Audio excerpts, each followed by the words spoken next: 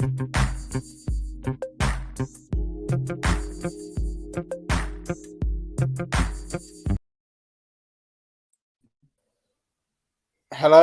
Welcome back to another FanTeam Golf DFS show. We are here to preview the Valspar Championship and take a look at our season-long team. Gentlemen, how are you doing this evening? I am joined as ever by both of my beautiful two co-hosts there, Mr. Nick of Wigan and Mr. Mark Ferguson. How are you both doing, fellas? Yeah, I'm fine, thank you. I'm just still in awe at that new intro, Jack. Did you like my little Yeah, head yeah. bop? It was like, Well, that was good. I was impressed. I didn't. What people couldn't see was you were playing that when it was going out on your Bontempi organ. So there's a reference only people over very old will understand. Yeah, no, great. Great week last week. Great tournament, fantastically organised, lots of fun. I'm sure we'll talk about that. You know, only a crazy person would have enjoyed that tournament, I reckon. What about you, Nick? Yeah, I'm all good. I had a good tournament, which was quite unexpected, really, given the conditions and the circumstances. I feel like we should probably just sit here in silence for the next hour because I just want to listen to Jack. I know he's been building this up since Friday, was it, Jack? So Yeah. I think I'm just going to sit back and probably mute myself, and I'll see you on next week's show. I've actually calmed down quite a lot. I'm not going to dwell on it too much. The organisation of that event last week was so bad, and they should not have been playing golf on Saturday in hurricane winds, because that's what it was, hurricane winds. I mean, when you've got golfers laughing at the shots that they're hitting, you know something's up.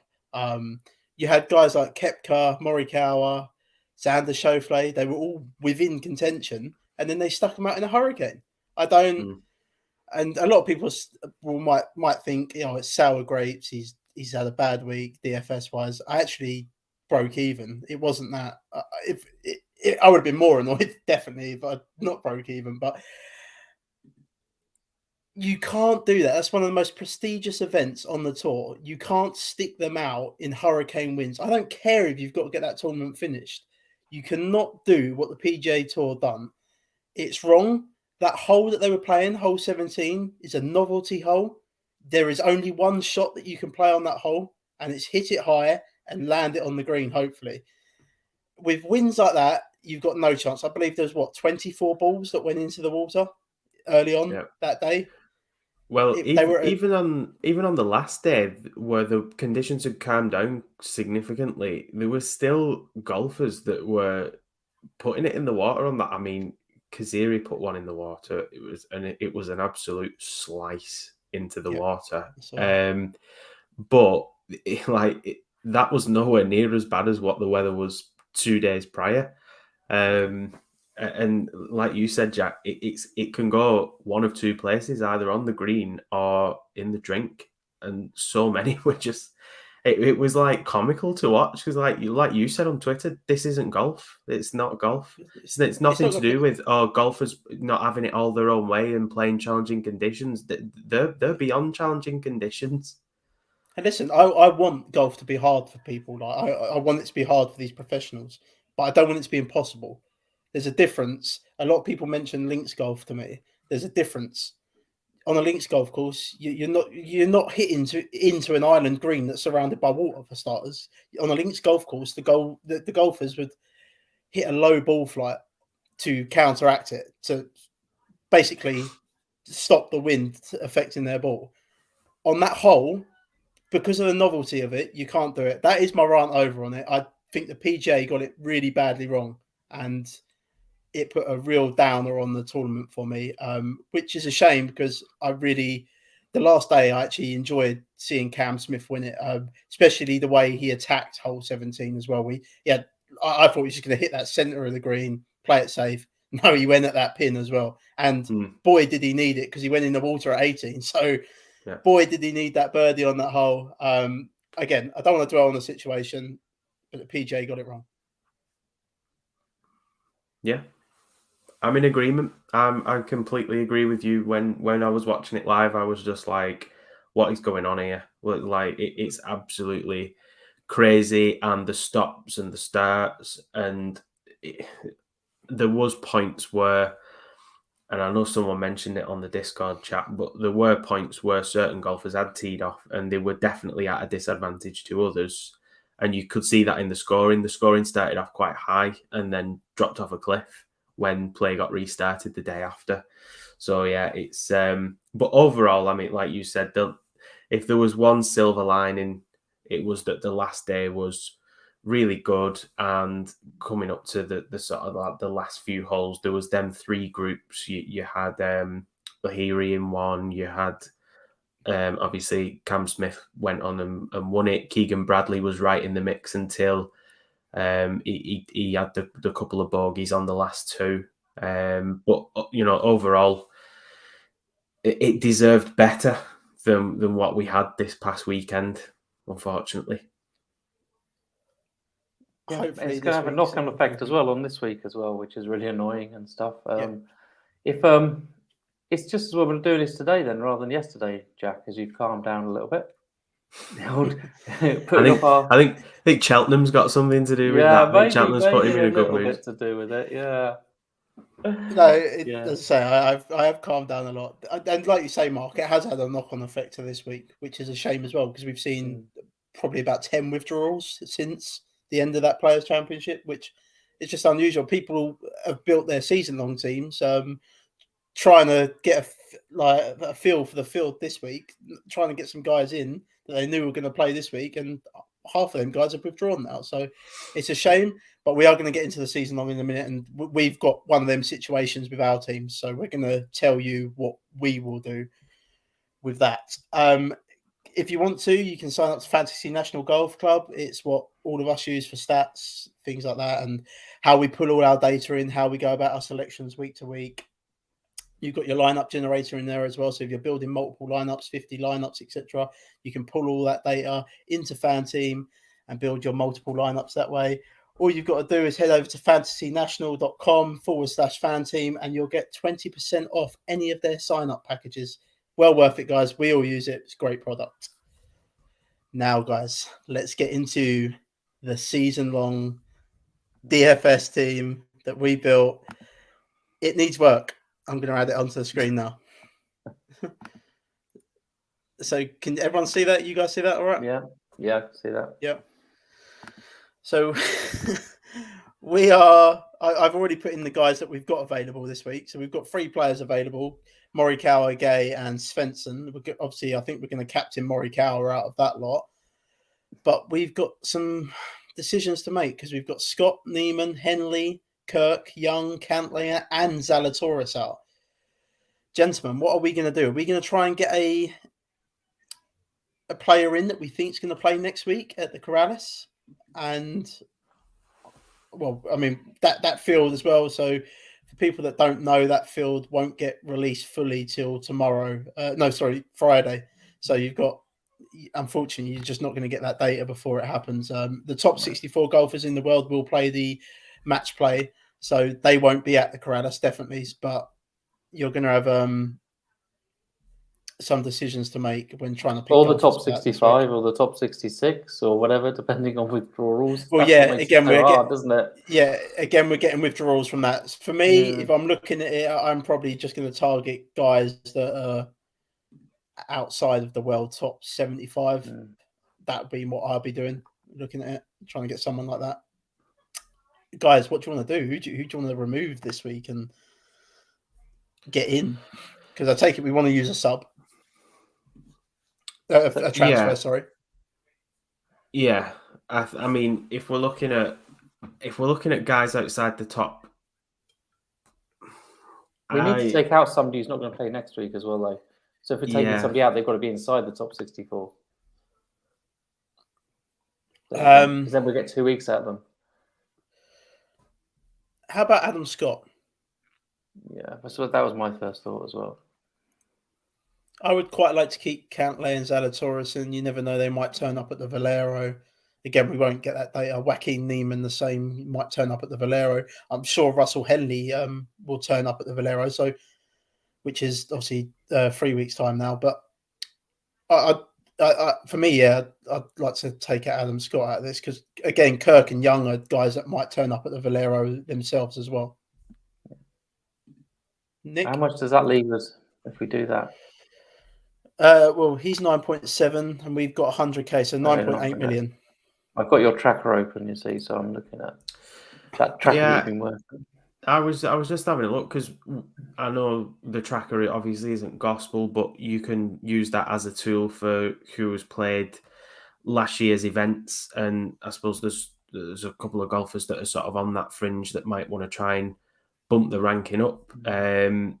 One that I just looked at just as almost it's not like for like, obviously, because we're taking out Adam Scott, but it frees up a little bit of budget if we were to make a move further down the line. But I don't know, maybe someone like, if you're looking on the tracker, you've got Jonathan Vegas, you've got Pat Perez, who both played Corrales and Valero last year. So we're potentially bringing someone in there that gives us the next 3 events. Certainly we've got this one in the bank, and you would expect at least one of the next 2 after this. That is an option. Obviously, it gives us a little bit of funds as well to, come Masters time. Yeah, no, definitely. Obviously, guys, we're not really going to look at stats getting into this, but again, we just want guys that are going to play, really. Even if they're just going to play 2 rounds, miss the cut, we just want guys that are going to play. We could afford Tyrrell Hatton, but we obviously know he's not going to play the Corrales. He's number 16 in the world. Shane Lowry, Gary Woodland. Gary Woodland's a potential one. Playing well at the minute, ranked 91st in the world. Yeah, Gary Woodland. Mito Pereira is another. Russell Knox is playing some really good golf of late. So they're all around there as well at that sort of 9 million region. I wouldn't be opposed to any of them, to be honest. Gary Woodland, like you said, Jack, yeah, definitely in the mix as well. So someone that's been on my radar for this sort of stretch, and I think we could potentially get 3 weeks of golf out of him, and it's Charlie Hoffman. He's 9.2 million. He's ranked 104th in the world. He's going to play this week. He's played the Corrales a few times over the last few years. And he will definitely play the Valero Texas Open. That's his home course, like Jordan Spieth. Loves the place. Normally good for a second place around there as well. So I quite like Charlie Hoffman. I'm not against that, Mark. Yeah, seems good. So Pat Perez was what I was thinking of, but actually I think Hoffman's the same. No difference. Like you say, you can't get too caught up in sort of specific stats here because you want them to play multiple courses, different styles. So just want them to play, really. And there's the potential that we get 3 weeks of golf out of him and then we just ditch him because he won't play the Masters. So we're going to stick Charlie Hoffman in. I think decision made. Happy with that. All right, so that's our free transfer used on this team. So we are rolling with 4 this week. Again, guys, is it too? We'll briefly mention it. It's too early to wildcard, isn't it? Oh, yeah. Yeah, I think because if you do wildcard at this stage, what are you wildcarding for? You're wildcarding because you want golfers in this event. You're going to be in a similar kind of position next week, if not worse. And really, if you're wildcarding for golfers for this event, the next event, maybe not so much the Valero, but certainly these next 2, the golfers that you're bringing in, you're probably not going to want them for Masters time and then shortly after the Mexico Open, the Wells Fargo, PGA not far around the corner then as well. These majors start coming thick and fast once the Masters comes round. So I think if you do wildcard now, you're probably going to regret it because there's a long way to go in the season. You'd have to really plan your transfers going forward then. And I know you can bank them, but it's hard to wildcard and set up, like I said, if you're wildcarding now, what are you doing it for? You're doing it for the next couple. That's fine. You're gonna be sad come the Masters. Another thing about this is, remember, some weeks are going to be higher scoring weeks than others. This is generally a lower scoring, tougher scoring course. So you'd be wildcarding to have players score less. I'm thinking generally when we get to the easier, I'm more tempted to use a wildcard on the easier courses where people are scoring a lot of points. So I think, like you say, that combined with what you said, Nick, is absolutely true. You're just going to bring in rubbish if you wildcard. Yeah. For the next in 3 weeks' time, you're going to be in trouble again and want another wild card. So, yeah. I think the captaincy is quite obvious as well this week. I think Svensson's a strong candidate there in the pod team. So, I think Morikawa picks himself there this week, so that's a nice, easy decision for us at least. Yeah, no, agreed, and I'm happy with the change we've made. We've tried to get a golfer that we believe is going to play the next sort of few events. So hopefully, fingers crossed that we get him for the Corrales next week. That's the big one. If we get him, then I think we'd be laughing, gents, because we'll get another transfer and then we can bring someone else in. Maybe one of them other guys, maybe like a Cameron Young plays next week or something. Yeah. I think we'll be all right for next week. Yeah. I think. One thing with the season long, just before we do move on, Jack, I think worth noting, obviously, it's new to us. And I look at my lowest performing lineup versus my highest performing lineup. There's a point swing difference of about 130 points. Yeah. That is very, very easy to make up in just one event. So, going forward, there's a lot of golf to be played between now and August. Don't be too disheartened if your team is well off the pace. That literally that amount of scoring, that 130 points, that could be the difference in one golfer making the cut or not 1 week.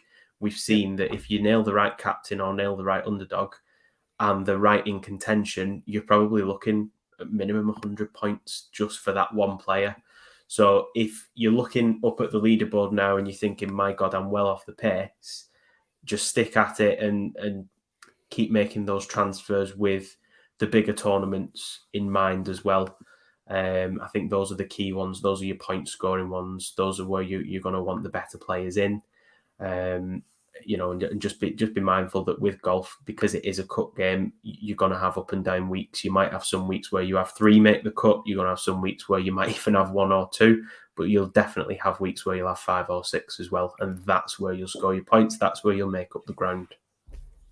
Yeah, there's lots of points to be made. There's lots of points you can get to make it up. This isn't like, the Premier League one and stuff where, you were, like you say, you're gonna have weeks where you're gonna be scoring 200 points in the previous week and stuff, or maybe even more.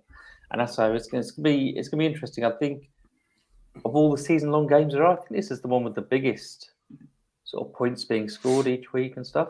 So it's going to cause the biggest fluctuations and stuff. So, yeah. And the other thing which I think is worth mentioning to people is the way the players ended up going, the Players Championship, and the way that people withdrew and stuff has mucked up a lot of people's teams. So you're not alone. If you're not having 6 isn't the end of the world and stuff. We're going with 4 this week and stuff, and we're quite happy with that at the moment.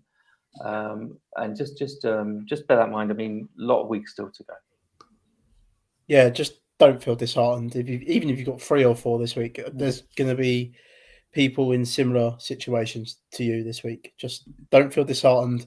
Hold the wild card. That's what we think you should be doing. Hold that wild card. Yep. If you can, roll the transfer. I've been lucky enough to be able to do that in a couple of my builds. If you can, roll it. If you can't, and you're like us with that pod build there, use it. It's what it's there for. Use it to get another golfer in. And we, as we've mentioned there, we just give you a name of Charlie Hoffman, who we think could play the next 3 events. So great golfer to get in. We just drove up his ownership. So go for Pat Perez instead. Yeah. Right, guys. Let's get on to this week's event and the Valspar Championship. So the Valspar Championship is held in Tampa Bay, Florida. It is on the Copperhead Golf Course here. It's a par 71. It's 7,340 yards long. We've got the Bermuda grass greens here. The current champion of this event is Mr. Sam Burns. Made a nice little run at the players last week, actually. Just sort of fell away at the end there. You've got the famous snake pit holes here, and that's what our little snake was on the screen. There's a big snake statue on that stretch of holes between 16 and 18. The hardest hole is actually 16 on here. It's a par 4, 475 yards long. It's a dogleg hole. It gives up about 24.3% of bogeys on that hole. The easiest hole is hole number 1, and it's a par 5, 560 yards long, and that gives up about 40.4% birdies to the field. So you want to be making a good start. It's a reachable par 5, that one, to start with. You want to be getting birdie or better on there. You've got very small greens again around here. 74 bunkers. There's 8 water hazards in play, and the cut averages between 1 and 3 over around here. So we're going to just be on the over mark again this week with a cut line. Nick, what stats are you attacking this week for this event?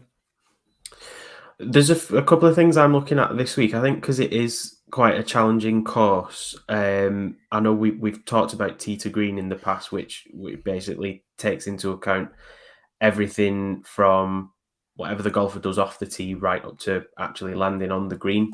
That's going to be an important stat, I think, this week for me. I mean, I will also be looking at approach. I feel like we say approach every week, but approach and short game golfers that are good around the greens. Because of with the par 5, I think, like you said, Jack, there's good potential to have that good birdie scoring on the par 5s here this week. So par 5 scoring definitely in my thoughts. And overall, generally, just looking at the kind of golfers that have good greening regulation percentage, I think that's going to be key this week. You know, you want your accurate golfers. I would say as well, don't take into account too much if you're looking at the stats of what happened last week, because it's a complete outlier week. So for me, I think par 5 scoring as a little bit of a sort of drop that in as a little bit of a differential kind of scoring metric, but mainly tee to green and mainly approach play. Yes, iron play is key around here, Dan. You are correct. Was that a joke? Copperhead. Was that a joke? Iron play at Copperhead. Anyway, I think Dan's having a laugh there. Same. Approach is important. I think because the par 3s are so tough and they're longer par 3s, around 200 yards, generally 190 yards. I'm actually added in a bit approach from 175 yards and above as well. Par 5 scoring for exactly the same reasons as Nick said. And that's the main things for me. Everything Nick said was absolutely spot on. I'm similar to both of you. I've also taken into account strokes gained around the green, because the last 6 winners have all been inside the top 20 of that metric when they've won around here. So I think it's just something worth looking at as well this week. If you, again, with the small greens, if you're going to miss them, you've got to have good short game around here to get up and down and save your pars. Right, guys, should we take a look at the field?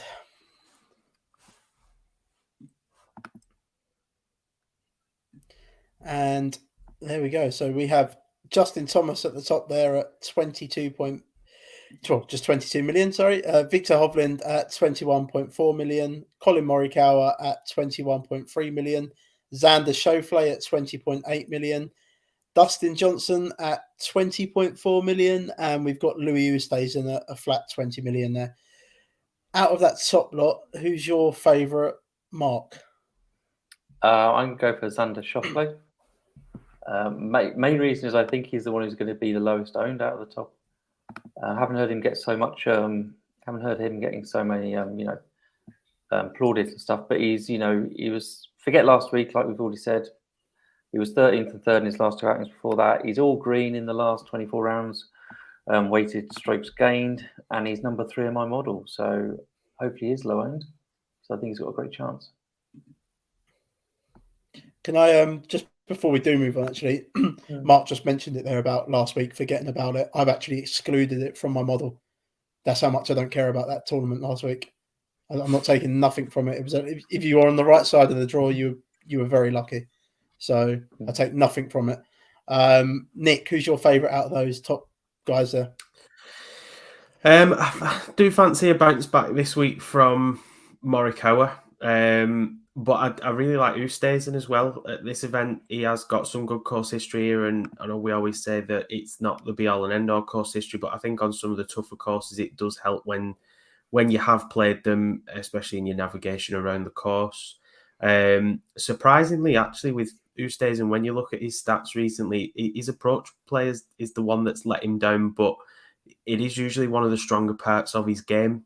His putting has also been a little bit up and down. He's lost strokes recently on his putting, but again, we say it every week that putting's such a variable metric anyway that, if you've got a player that's hot with the putter one week, then, fantastic. You're probably laughing. If not, it is what it is. But again, historically, he has been a very good putter. So I think I'm not taking too much away from his recent form with the flat stick. He has actually gained strokes in 2 of his last 3, but he was on a bit of a bad run prior to that. But yeah, I like Oosthuizen there. 20 mil. I think when I build my lineups this week, it's not a massively packed field, this one. So we'll see that when we start getting onto sort of pages 3 and 4. So I think I'm going to probably target a bit of balance through my lineups, and that just them extra funds they're going Oosthuizen. And I know he's still 20 million, but he's the cheapest priced of that top tier group. Most likely will be quite highly owned as well, but don't let that put you off. So I've actually got Justin Thomas as my number 1 player in this field this week. Just popping off the stats a bit. 6th in strokes gained on approach. But obviously I've just built, this is my model. So I've built it over strokes gained approach, strokes gained putting, strokes gained tee to green, strokes gained around the green, and the par 5 scoring that the guys mentioned as well. So Justin Thomas actually ranks number 1. He is the most expensive option this week. So I do like Justin Thomas, and I'm similar to you, Nick, with Colin Morikawa and Oosthuizen. I like both of them. And like you've mentioned with Oosthuizen, it is surprisingly the strokes gained on approach that are letting him down massively. I mean, he's 99th in my model for that, which is just unheard of, really, for Oosthuizen. Yeah. Bear in mind, my model's set at the last 12 rounds. I'm not too Mark and Nick, I believe you've probably done 24. Yeah, I'm at 24, okay. And I'm at 24. I'm at 24, and I'm looking specifically at Bermuda as well, because I know that's obviously what the greens are here. But yeah, when you look historically, it is mainly his most recent rounds. Yep.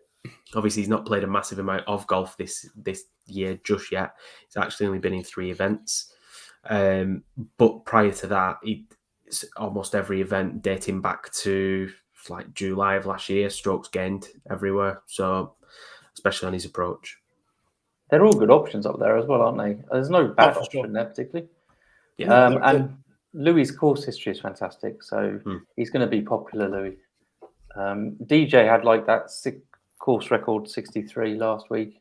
I know we were ignoring last week. Don't care. But you don't care, okay.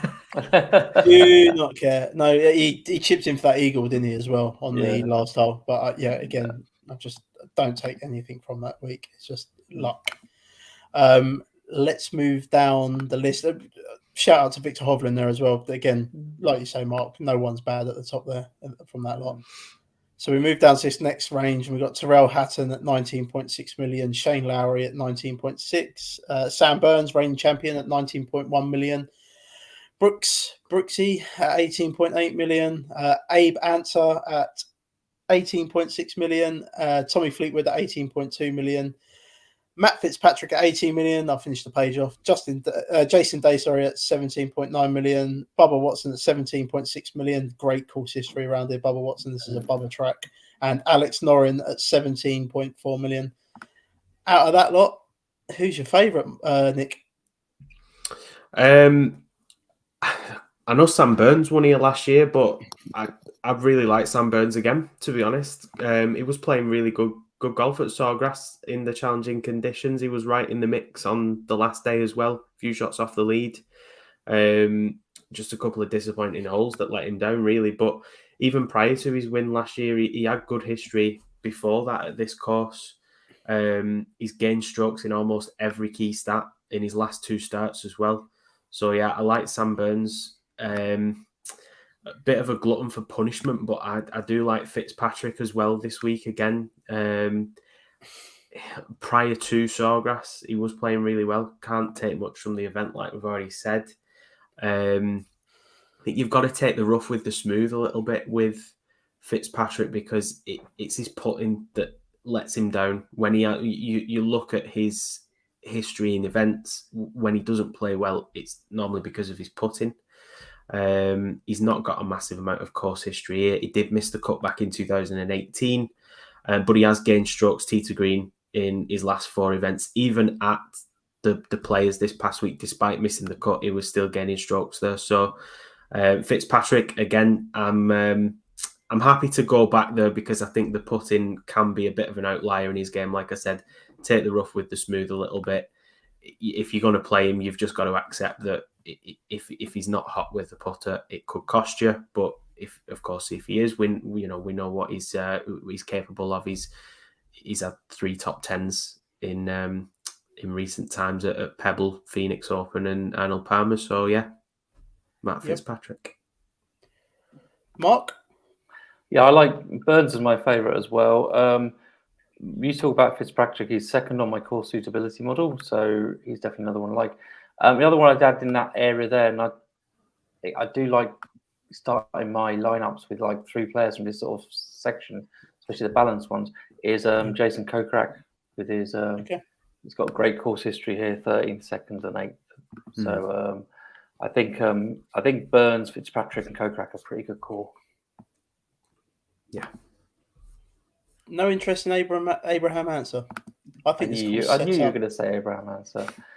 I think the course sets up perfectly for him. That's all I'm saying. Not to cut all year. I've got a note here about him. Just says trending in the right direction. That's all. That's all I've got on it. Exactly. Yeah, he's trending in the right direction. I think he's got the game to win round here. No, I'm not going to convince either of you, am I, this week? He's 41st in my model at the moment. But he will make the cut. I think he's the cut maker for this week. I think if you had him in your season long, he'd be good. Nick isn't convinced. Nick isn't convinced. Look at him. I just look where he was in my model. We'll move on. No interest.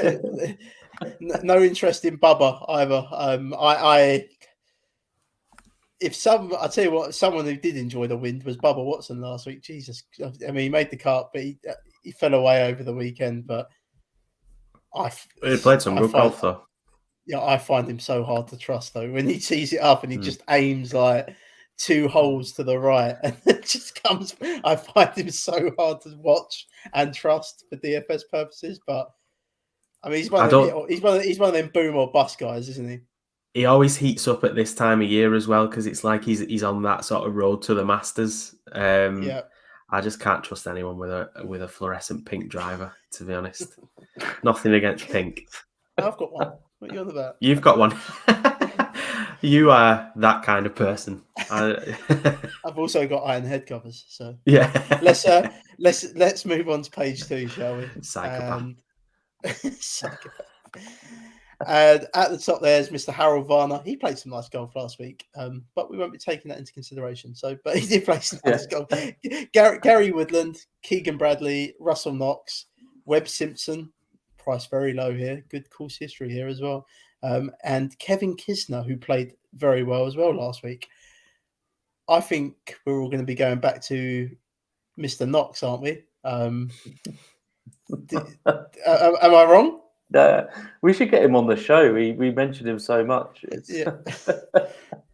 He's like the favourite son of the show, Russell Knox. Mate, look at all these cuts. Mr. The American Express. Obviously, he comes 6th last week. He's 7th at the Sony Open. Jack, you're not talking about last week. Oh, I'm not. But I'm just saying he was 6th there. You know.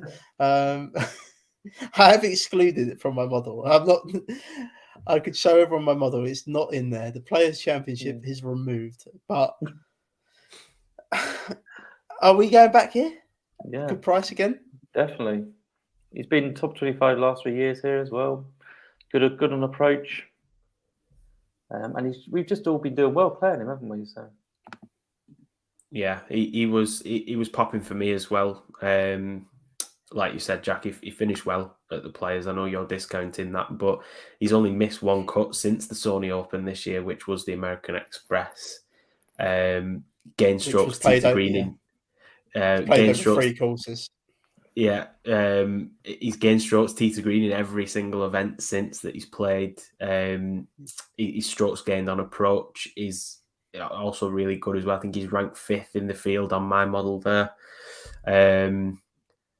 Again, putting is a little bit of a sticking point with him. So I think if you're going to play him, you've got to accept that. But he's played some really good golf this year. So I'm certainly not, I'm happy to go back to that well again. And until he lets us down, which he's not done for a while, until he lets us down, I'm just going to keep putting him back out there. His green in regulation is really good. He's over 70% greens in regulation as well. So, any interesting any of the other guys up here? Gary Woodland been playing some nice golf recently. Keegan Bradley, strong finish towards the end of the Players last week. Obviously, Gary Woodland missed the cut of the Players. He was affected by that weather. But before that, 5th at the Arnold Palmer, 5th at the Honda. Hard golf courses. The Honda similar to this in some ways. It's a hard golf course. He was 5th there. Do we have any interest in Gary Woodland? Mark? I'm just looking because he's not on my notes. Just seeing where he is in my model. So no, we don't. No, I do. No, I do have it. I do. He's 8th he's in my sixth model. in mine. He's 6th in mine. He's 8th. But I do have Keegan Bradley even higher at 4th. Oh. Yeah, Keegan Bradley's the guy who I had as well. Again, I feel like a broken record here, but his putting is the thing that lets him down. He's lost strokes in 6 of his last 7 events there, but every other facet of his game is brilliant. When you look at his strokes gained, he barely loses any strokes, as a matter of fact, since the Sony Open in every other area of his game. And he was playing really good golf last week at the Players. He just fell away right at the end, but up until them last 2 holes, he'd put himself right in the mix. I think he was 1 shot off the lead prior to the 2 birdies. So the 2 bogeys even. He was joint leader at one point, wasn't he? It was, yeah. I think it was short-lived though. I think he was joint leader, but I think Davis ended up not Davis, sorry. Smith, I think, ended up holing literally as soon as he tied for the lead, and he took the lead back then. But yeah, it was literally just them last couple of holes let him down. But other than that, really strong tournament. Yep. No, agreed. Again, there's some nice prices on this page. Webb Simpson, that's a hard one, isn't it? Because we've seen hardly anything of him. He missed the cut of the Players last week. 61st at the Sony Open. That's all we've seen of him. So good course history here, though, and someone that is quite high up in my model. He's 7th in my model, surprisingly, in the last 12 rounds. So the stats are there for him across the board, but it was Webb Simpson that had the injury, wasn't it? And I don't know, has he made a full recovery since? He's not really playing like how Webb Simpson can, what we know he's capable of. So I don't know. I think he's one of them where it's like a wait and see. When you start seeing it from him consistently, then maybe I'd throw him in. You'd expect he'd probably be higher priced if that was the case, but he could completely embarrass that 16.2 price in there if he has a tournament that he's capable of. He's so inconsistent though. If you're looking at his individual, his ball striking, which is off the tee and approach, have just been so up and down. I don't think it'd be hard to trust him. You're definitely taking a flyer if you're picking him. Yeah, agreed. Let's move down. He will go low owned, so there is that as well with him. Let's move down the list there. So we've got Adam Hadwin, Aaron Wise, Seabez, Mackenzie Hughes, Bernd Wiesberger, Cameron Tringali, Kevin Strillman, Brian Harmon, Johnny Vegas, Francesco Molinari, and Lando Griffin, right down the bottom there. Any interest in any of those guys, gentlemen? Seabez again? We're going back to the well again. Yeah, I'm going back to Seabez. The one thing he doesn't have in his arsenal here is course history, but it might not be a bad thing because I suppose you can play a course without fear if you've not played it before. Really good short game, ranked 10th in the field on strokes gained. Is actually this of all the golfers that I've mentioned so far, this is actually one of the stronger putting golfers. He's actually been uncharacteristically inconsistent with his putter recently, but gained strokes tee to green 4 of his last 5 events. The only one that he didn't, which was Genesis, he missed the cut there. He's already had 3 top 25 finishes this year as well. So again, he's one of them until he proves me otherwise. I think I'm quite happy to just keep going back there. Very, very steady golfer. Yeah, Lando Griffin and Adam Hadwin for me are top 20 in my model. Adam Hadwin, interestingly, he's gained strokes and approach in 5 of his last 6. His putt has been up and down though, and last week he gained over 5.5 strokes putting, which means he can be hot with his putter. He's not always like that, not at all. He's ranked 9th in my model. Yeah, for this week. So yeah, I've got him 14. And then Lando Griffin has he's been positive in all categories in the last 24 rounds, weighted stroke gain. So he seems to be bringing a bit of consistency to his game, I think. You don't have to talk me. You don't have to talk Lando Griffin up to me. No, I know we don't. I know. I'm sorry, I stole him off you there, didn't I? But you did have your Abraham Hanser, so yeah. I think again, 2 good plays which are decently priced. Agreed. Bernd Wiesberger's interesting. He ranks 17th in my model, surprisingly, but I believe that's just due to his strokes gained on approach. He ranks 9th overall in this field within my model for that. He's bad with the putting. He's 131st in this field in putting, strokes gained putting. So maybe not. Maybe we don't go to Bernd. I don't actually think he's played much on the PGA Tour. No, I don't think he has. So those stats, where are they coming from? They've got to be the last 12 rounds. FNGC doesn't do Euro Tour, so it has to be his last 12 rounds whenever he played on the PGA, which is must have been at the back end of last year. So yeah, maybe avoid Mr. Wiesberger. Let's move on to page 3, unless you want to talk about anyone else. One quick question about Brian Harmon and his stats. He's positive across the board on all the stats on what I'm looking at last 24 rounds, but nothing spectacular though. Yeah, he's got horrible course history here as well. 3 missed cuts the last 3 times he's played it. Yeah, like you say, he's kind of middle of the road in stats. Strokes gained putting over the last 12 rounds is not a particularly. It's red, so it's not a good sight. So yeah, maybe avoid for now for this one. And like you say, the course history. But he's weird enough, he's 9th in my model. So I'll have to look at that in a bit deeper before tomorrow. Sorry, guys, putting up Mr. Doc Redmond there. So we are on page 3 now, and right at the top there we've got Doc Redmond, Denny McCarthy, Carlos Ortiz, Patton Kaziri. What a guy! Nick Taylor, is that a Nick? I don't even know. Yeah, it is a Nick. There we go. I don't even know that is Mr. Mito Pereira, Joel Damon, Martin Laird, Matthias Schwab. He is popping in my model, Mr. Schwab. Gentlemen, any interest at the top of the order there on page 3? Yeah, I think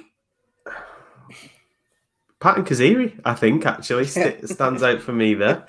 Ranked 12th in approach play in the field. Par 5 scoring's also been quite consistent for Patton Kaziri. He's gaining strokes on par 5s in 4 of his last 5 events. Again, another golfer that is unfortunately inconsistent with the flat stick. We know that.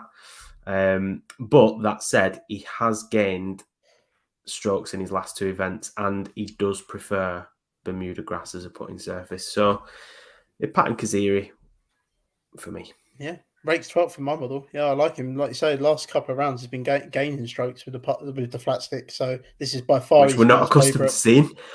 No, and it's that interested me there as well.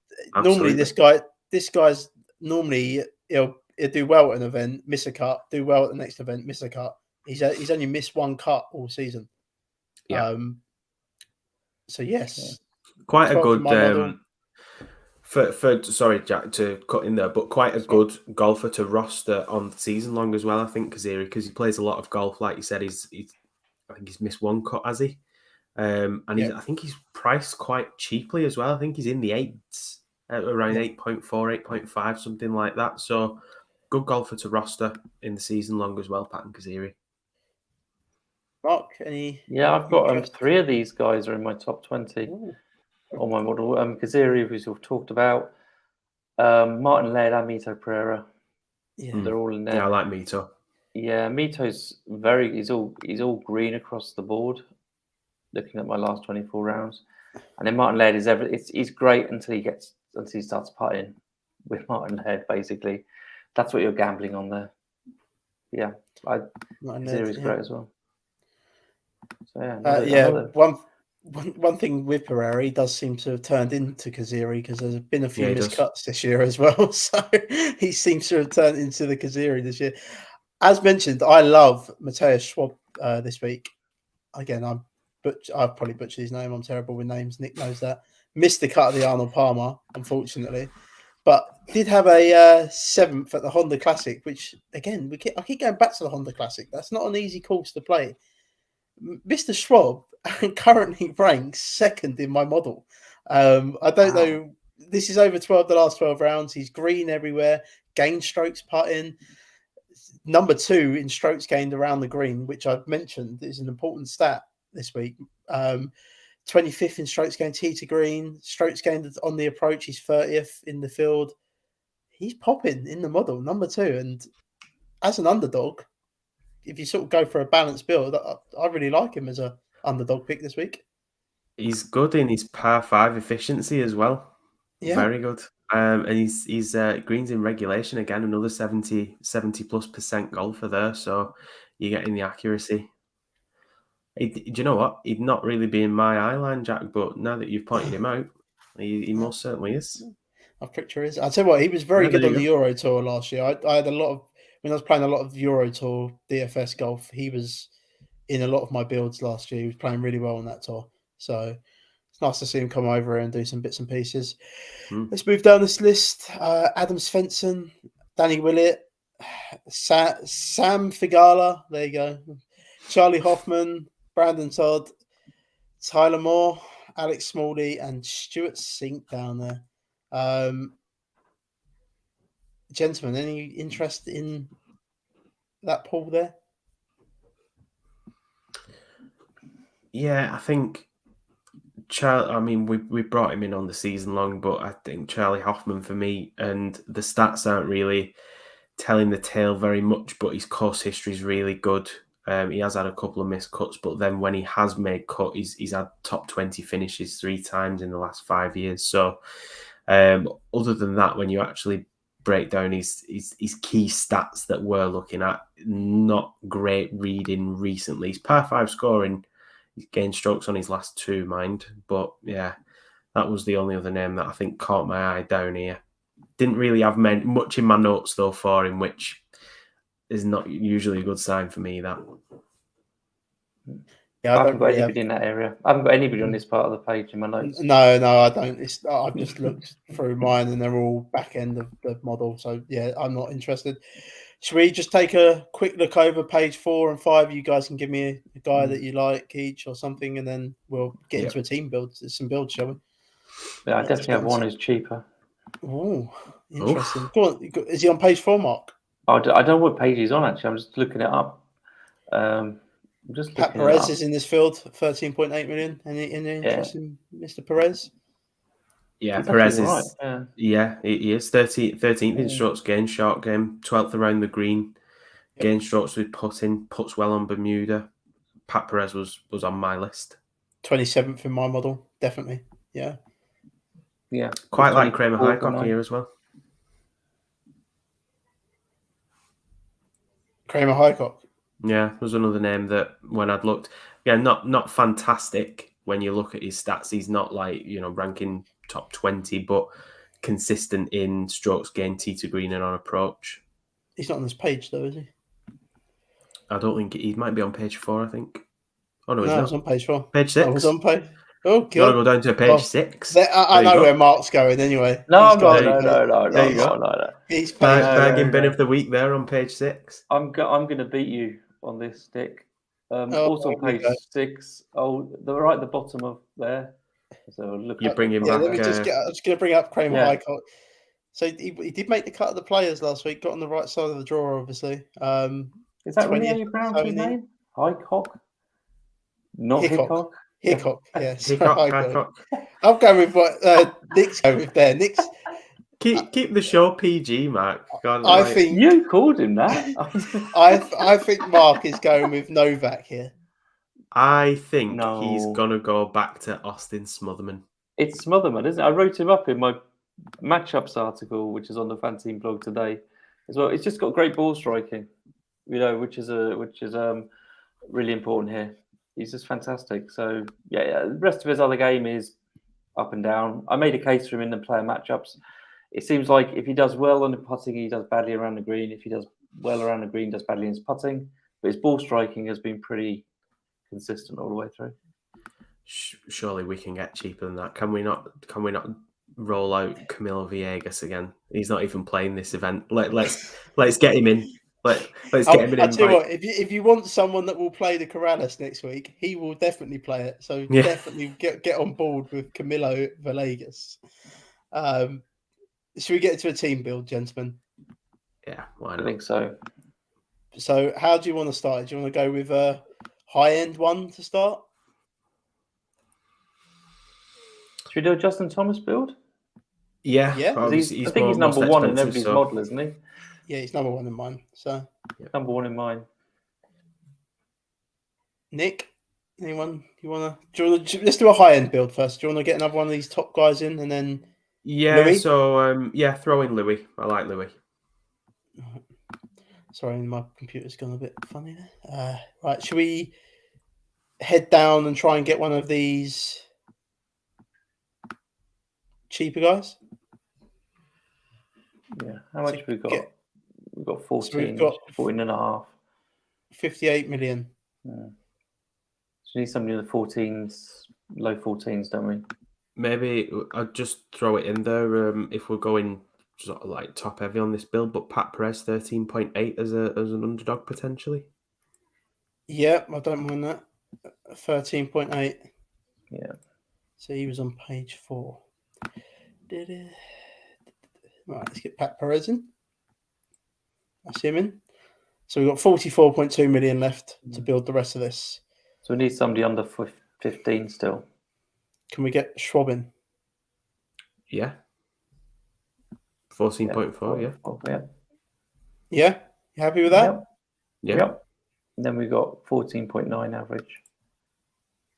So you can get Lanto in. And we get Patton in. Well, yeah, we'll get Lanto in. He's on page 2. So we could either take Francesco. We didn't really mention Francesco. He's playing some good golf at the minute. It seems to have come back into a bit of form. Not really in my model, but part of that will be because he doesn't play the PGA Tour all the time, isn't it? Oh, yes, this year. Does he? Oh, he didn't play. Oh, yeah, yes. Yeah, it does. Okay, fair enough.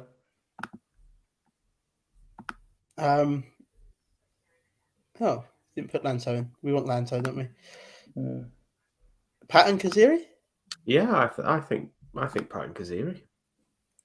Patton Kaziri or Mito, one or the other. It's Kaziri for me. I much prefer Kaziri. I never thought I'd say that ever, but might have to record that. That might be Let's get him in. Be the intro for next week's show. So I quite like. Well, I mean, we're captaining JT, right? In that, or we're going to enter that twice and captain JT and Louis. Yeah, I think. Captain both makes sense there. I suppose you two top headline golfers. So yeah. So that's our sort of high end build. God,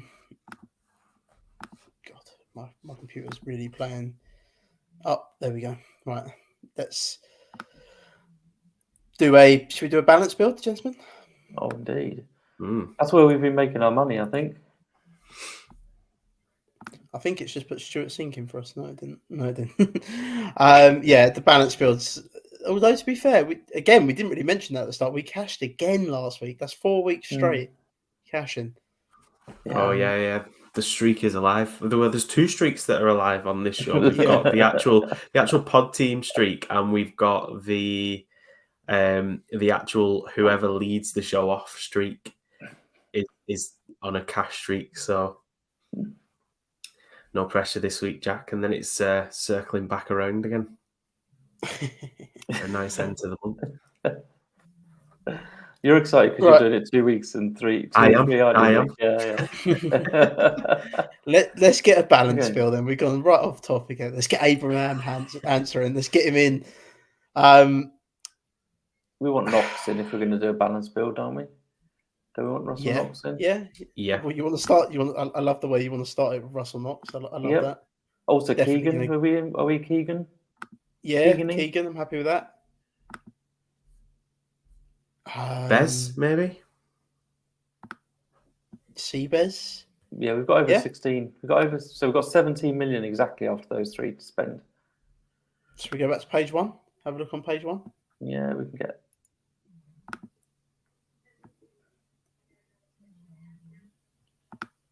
What about Sam Burns? Is Sam Burns too expensive for this build? He's not, is he? We all like Sam Burns, didn't we? Yeah. Might go lower owned because he's the reigning champion, and people seem to have a little thing about that. Get put off by it.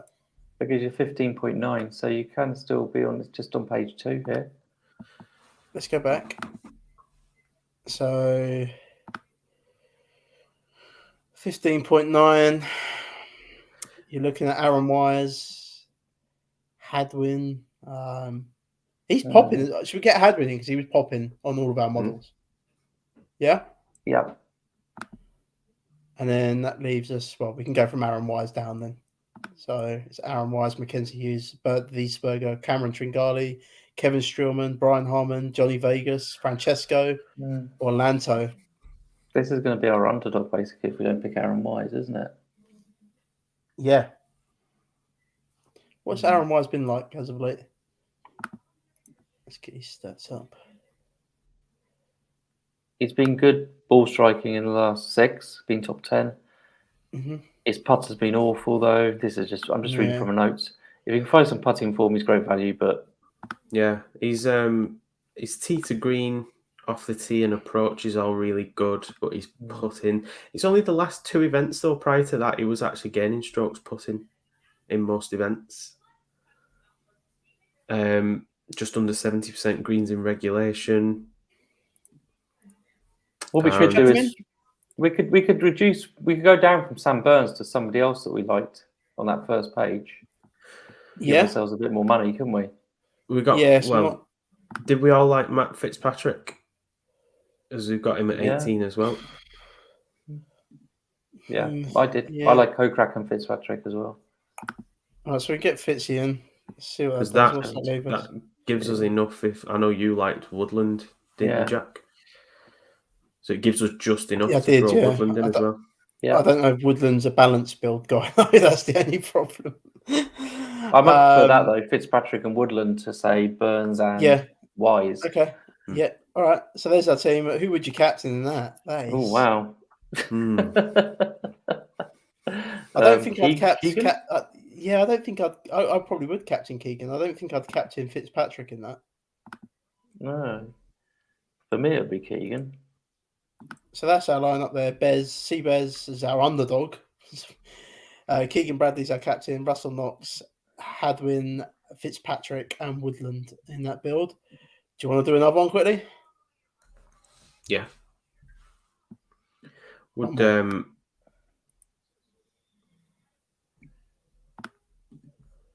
maybe we do with this one maybe a Sam Burns build as the reigning champ? Yeah. Sam Burns. Can we put Answer in the lineup? Yeah, let's put him in. I know you. I could feel that then. I could feel it coming. I was looking at the names on my page and I was like, he's going to say it. He's going to go back there. I think we're going to have to go to page 3 to get a cheap guy because we've just got 2 off that top. We've got 62.3 million left. So should we get a guy off of page 3 and then Mito this time? Should we go with Mito now? Yeah. Yeah. So we go with Mito and then we'll go back to page 2. What's that?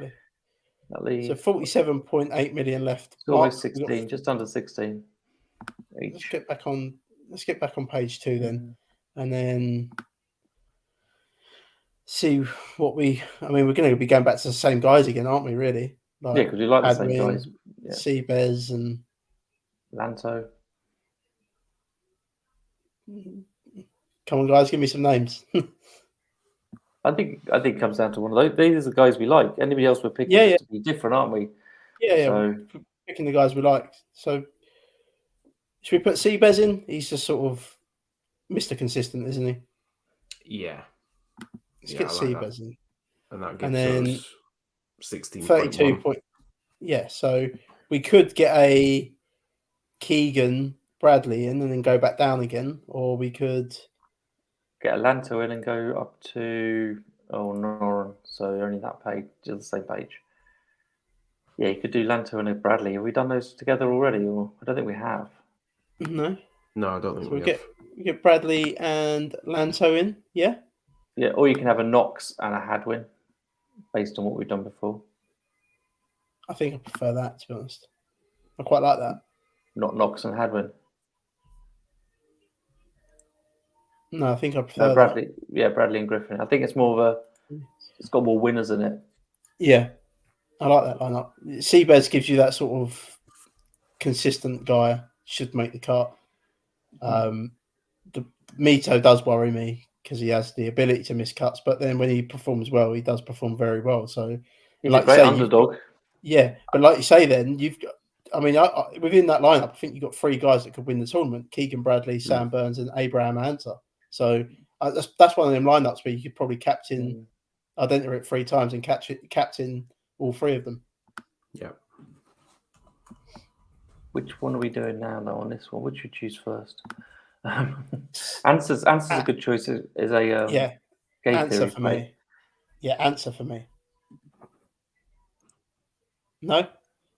Yeah, to be honest, I think I'd probably enter this with a Burns captaincy and Answer captaincy, and like you said, maybe even a Keegan captaincy. Yeah, I didn't. Yeah, I'm going to enter that 3 times, and you're going to have to send me the teams after. But yeah, I've entered all of those. Lovely. Good luck to everyone entering the main event contest this week. Don't panic with your season long. As we mentioned at the start of the show, go back and watch the start of the show with your season long. Don't panic. There's going to be loads of people in a similar situation to you. Mark, got anything coming up for the rest of this week? Not that I know of. I'm not playing golf. Like you guys, probably playing golf. I'm too busy to play golf, Mark. I'm far too busy. Yeah, I'm the same. I wish I was playing golf. Nick, would you like to see us out then, please?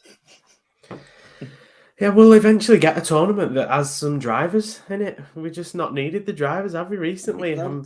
So irons for show and irons for dough this week. Irons for everything. Why not? Thank you for everyone that's listened tonight, and good luck. Cheers, guys. Cheers, everyone.